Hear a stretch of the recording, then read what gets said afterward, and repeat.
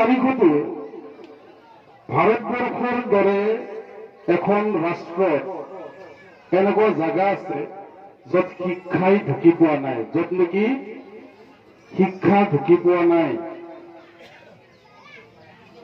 য'ৰ মানুহে এই আমাৰ সমাজৰ মানুহৰ লগত উঠা বহা নাই, সেই জাগাৰ পৰা 50 কিলোমিটাৰ দূৰত্বত মই নিজে গৈ আহিছো। সেইটো আপোনালোকে জানে, চেণ্টিনেল আইলেণ্ড, য'ত নেকি মানুহ এতিয়াও কাপোৰ নিপিন্ধাকে থাকে। তাতে কোনো ধৰ্ম প্ৰচাৰ কৰিবলৈ আজি তাৰিখত যাব পৰা নাই। লাষ্ট গৈছিলে 2020 চনত, ইংলেণ্ডৰ এজন মানুহ গৈছিলে। তেওঁ যি খ্ৰীষ্টিয়ান ধৰ্ম প্ৰচাৰৰ বাবে তাতে গৈছিলে, কিন্তু তাতে যাব পৰা নাই। যোৱাৰ আগতে তেখেতক মাৰি পেলোৱা হৈছিলে। আজিও তাতে চেণ্টিনেলিজ বুলি কয়, যিসকল মানুহ আজিও কাপোৰ নিপিন্ধাকে থাকে। গতিকে যদি আমি তুলনা কৰো, সেই জাগাৰ তুলনাত আমি যথেষ্ট উন্নত। কিন্তু যদি আমাৰ নচিম আলী আকন ডাঙৰীয়াই কোৱা মতে যদি আমি চিপাঝাৰৰ লগত তুলনা কৰো, আমি প্ৰায় 20-50 বছৰ পিছ পৰি আছো।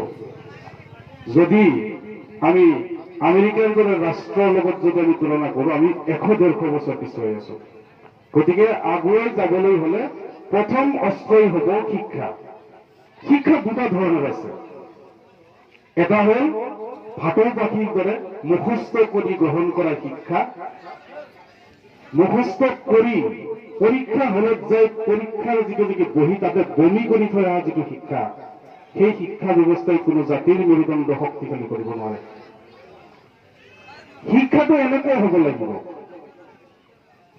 প্ৰশ্নৰ ওপৰত প্ৰশ্ন কৰিব পৰা কেপাচিটি থাকিব লাগিব। যেনে ইয়াৰ পৰা গুৱাহাটী 100 কিলোমিটাৰ, মই যিটো ষ্টেটমেণ্ট দিলো এইটো সম্পূৰ্ণৰূপে শুদ্ধ নেকি?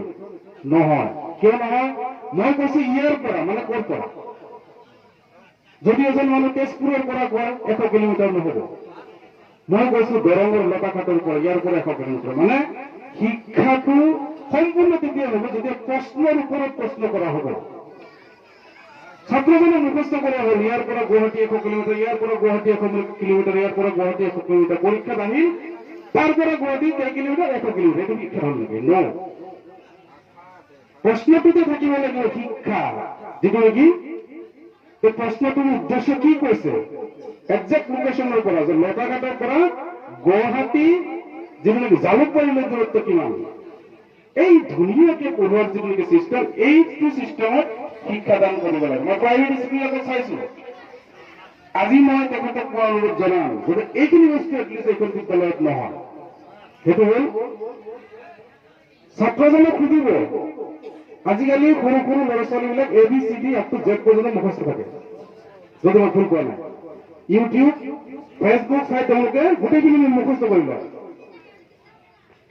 যে ABCD গোটেইখিনি মুখস্থ ক্লাছ নাৰ্চাৰীত যদি পৰীক্ষা বোৰ্ডত যদি লিখে, লিখি কিনে সুধিব যে এইটো কি বাবা, কিন্তু নাজানে। 1 বছৰত আমি 3 বছৰৰ টিচাৰজনে কেনেকে দিম আপুনি আজি বুজি নাপাব।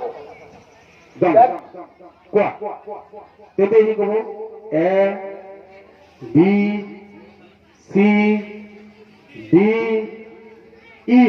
তেতিয়াহ'লে এইটো কি?